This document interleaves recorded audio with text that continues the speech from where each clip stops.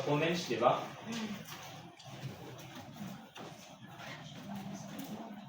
Then, research model and hypothesis development. You are using U2.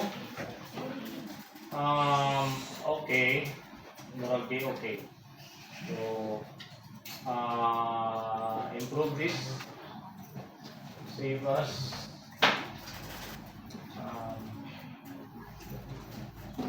Comments.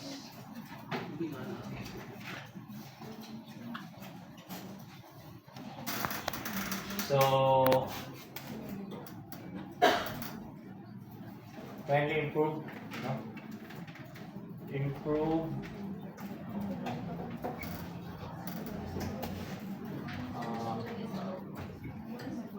do it bigger, okay?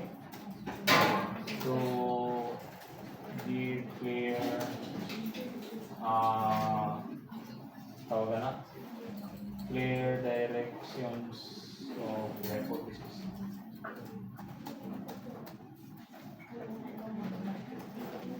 Hypothesis. Kaya naman sila. Okay? Subcan, group 5. Yes, sir. Ito lang sa for the time being. Hindi ko klaro, no?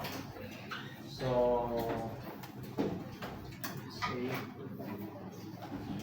Performance expectancy. Let's see. Performance expectancy usaray ang kuan sure ta. Are na visual intention tanan. Okay. Mana sa ito no? Yes, sir.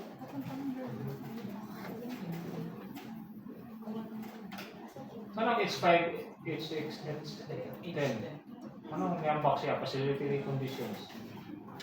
Facilitating conditions FC ideally by sa'yo. Dapat, ikaw man sa facilitating conditions, H10 rasunod. Ikaw man ang i-discuss ni facilitating conditions, H10. So meaning to say, 2, 3, 4,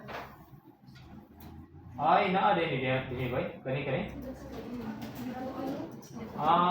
Si facilitating conditions, nag-connect sa siya nga to ni performance expectancy.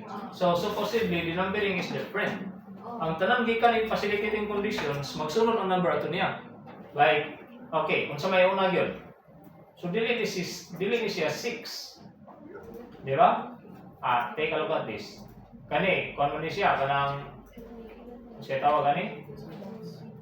Second order construct man eh. Second order construct man, wala na hypothesis diha, no? So they are all formative scales pointing towards service quality. Okay?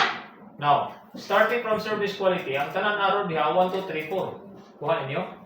So, I want you to change from up down. Okay? So meaning to say, this must be 1. No? Ako lang dili na nakipasyo ang markup para hindi magkakal. Oops. Track changes. Okay, show markup. No.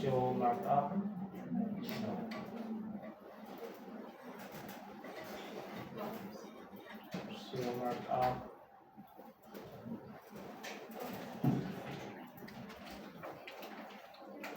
Okay, so H1 is siya.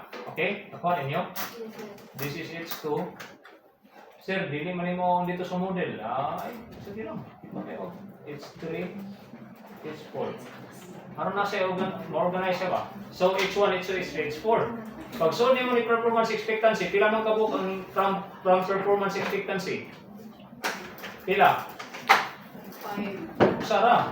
Sa kay intention naman yung ikonikan. Ha? Liberal intention naman, di ba? So, ano yung H5 ron? Okay? This is your H5.